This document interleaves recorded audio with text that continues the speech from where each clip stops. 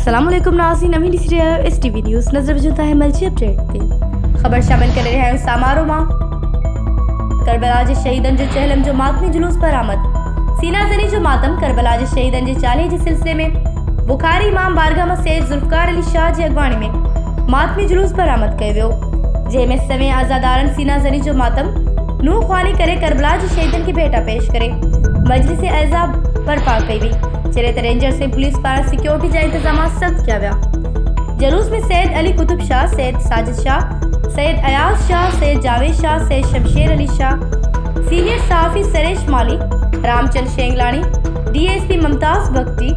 SHO Khalil Kumbhat, Samaro state commissioner Jaman Das Suni, मुख्तियार कार सामरो सिकंदर अली कलोड़ ऐं ॿिया शरीक थिया।